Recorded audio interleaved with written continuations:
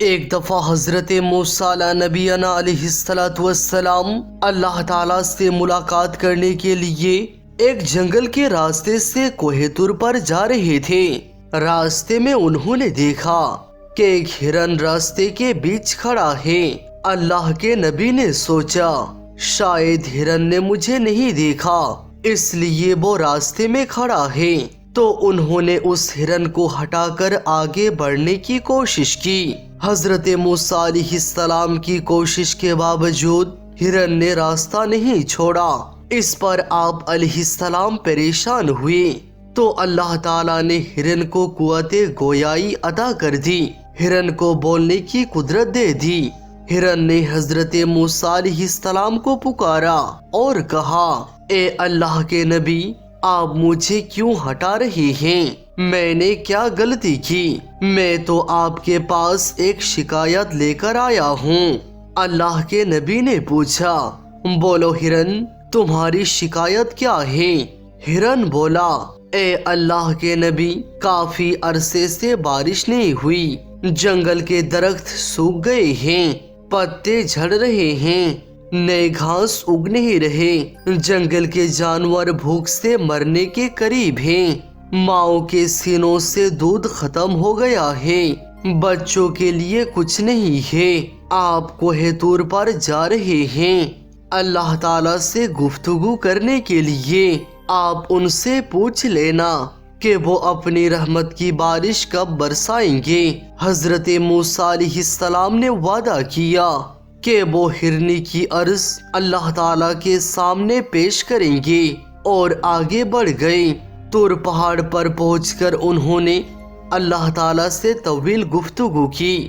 پھر انہوں نے کہا، اے اللہ، میں آپ سے ملاقات کے لیے آ رہا تھا، راستے میں ایک ہرنی سے ملاقات ہوئی۔ اس نے عرض کی کہ کافی دنوں سے بارش نہیں ہوئی، جنگل سوکھ گیا ہے، بچے بھوک سے تڑپ رہے ہیں، یا پروردگار تو اپنی رحمت کی بارش کب برسائے گا؟ اللہ سبحانہ و تعالیٰ نے جواب دیا، اے موسیٰ، 100 سال کے بعد بارش ہوگی، اس سے پہلے نہیں۔ حضرت موسیٰ علیہ السلام نے کہا، یا پروردگار، اگر بارش 100 سال بعد ہوگی تو سب جانور مر جائیں گے، زمین پر کوئی زندہ نہیں رہے گا۔ اللہ تعالیٰ نے فرمایا، موسیٰ، یہ میرا فیصلہ ہے۔ حضرت موسیٰ علیہ السلام غمگین ہو کر واپس لوٹنے لگے۔ وہ دل میں یہ دعا کر رہے تھے کہ ہرن سے ملاقات نہ ہو، مگر ہرن پھر سامنے آ گیا۔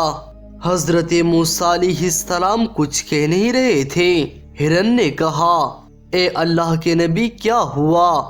آپ اداس کیوں ہیں؟ کیا میری عرضی اللہ تعالیٰ کے پاس پیش کی تھی؟ اللہ کے نبی نے کہا، ہرن، میں تمہارے لیے اچھی خبر نہیں لا سکا۔ ہرن بولا، اچھی ہو یا بری، صرف یہ بتائی اللہ نے کیا فرمایا؟ حضرت موسیٰ علیہ السلام نے کہا، اللہ تعالیٰ نے فرمایا کہ 100 سال کے بعد بارش ہوگی۔ یہ سن کر ہرن بولا، الحمدللہ۔ حضرت موسیٰ علیہ السلام حیران ہو گئے اور پوچھا، ہرن، 100 سال بعد بارش ہوگی، یہ کیسے الحمدللہ کہنے والی بات ہے؟ ہرن نے جواب دیا، اے اللہ کے نبی، جو رحم آپ کو مخلوق پر ہے اس سے لاکھ گنا زیادہ رحم اللہ رب العالمین کو ہے۔ اگر وہ 100 سال بعد بارش بھیجنا بہتر سمجھتا ہے تو میں اس کے فیصلے پر راضی ہوں۔ مجھے یقین ہے کہ اللہ جو بھی کرتا ہے بہتری کے لیے کرتا ہے۔ یہ کہہ کر ہرن واپس جنگل کی طرف چلا گیا۔ حضرت موسیٰ علیہ السلام بھی گھر کی طرف چلے، مگر اللہ تعالیٰ کی قدرت دیکھیے، حضرت موسیٰ علیہ السلام ابھی گھر بھی نہیں پہنچے تھے کہ آسمان بادلوں سے بھر گیا اور چند ہی لمحوں میں رحمت کی بارش برسنے لگی۔ سبحان اللہ۔ حضرت موسیٰ علیہ السلام حیران ہو کر اللہ تعالیٰ سے عرض کرنے لگے، اے مولا، تو نے تو فرمایا تھا 100 سال سے پہلے بارش نہیں ہوگی، مگر ابھی تو ایک دن بھی نہیں گزرا، میں تو ابھی گھر بھی نہیں پہنچا، تو پھر یہ کس وجہ سے ہے؟ اللہ سبحانہ و تعالیٰ نے فرمایا، اے موسیٰ، تو نے میری بات سن کر ناخوش ہوا، مگر ہرنی میری بات سن کر راضی ہوا اور اس نے کہا الحمدللہ، اس کی رضامندی نے میری رحمت کو جوش دلایا، میں اللہ خوش ہو گیا، اور جس بارش کا وعدہ 100 سال بعد تھا وہ میں نے ابھی برسا دی۔ حضرت موسیٰ علیہ السلام سجدے میں گر گئے اور روتے ہوئے کہنے لگے، یا پروردگار، میرا دل تیری قدرت کو نہ سمجھ سکا، اے مولا، مجھے معاف کر دے اور مجھے شکر گزار بندوں میں شامل کر۔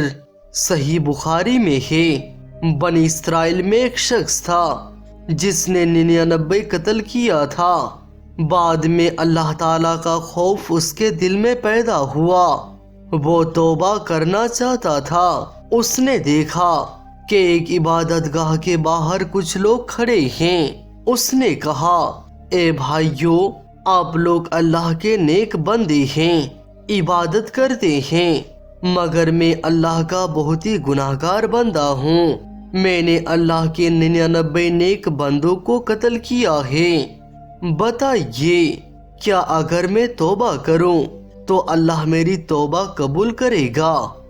لوگوں نے کہا، یہاں سے فلاں جگہ پر ایک بزرگ ہے، ان سے پوچھو۔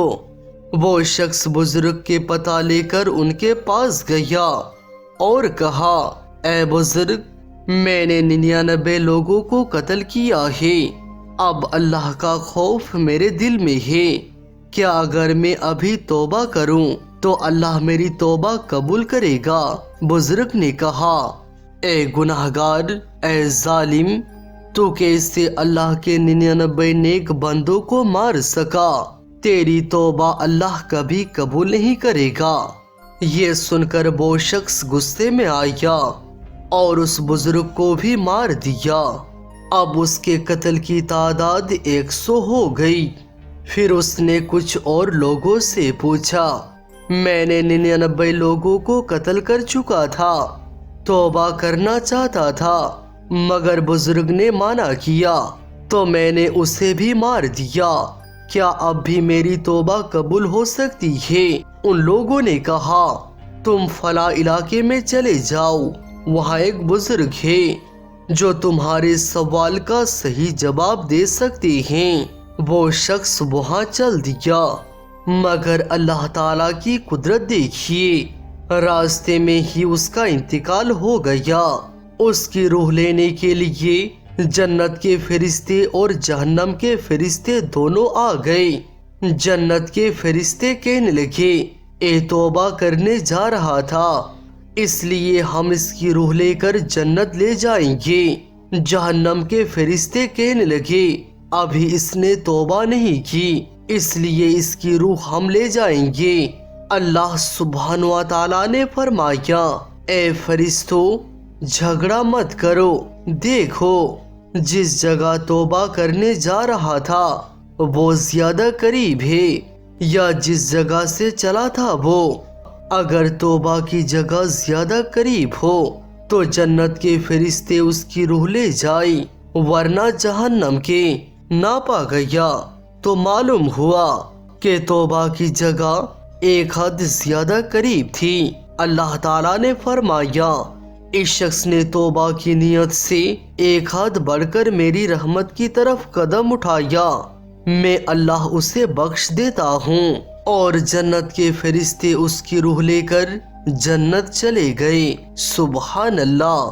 ایک دفعہ حضرت موسیٰ علیہ السلام کا سامنا عمالقہ قوم سے ہوا، وہ بار بار حضرت موسیٰ علیہ السلام کے لشکروں پر حملہ کرتے، مگر ہر بار اللہ کے نبی ان کی مدد سے عمالقہ کو شکست دیتے۔ آخر عمالقہ قوم سمجھ گئے کہ ہم موسیٰ کے لشکروں سے نہیں جیت سکتے۔ ان کے درمیان ایک بہت بوڑھا اور عقل مند شخص تھا۔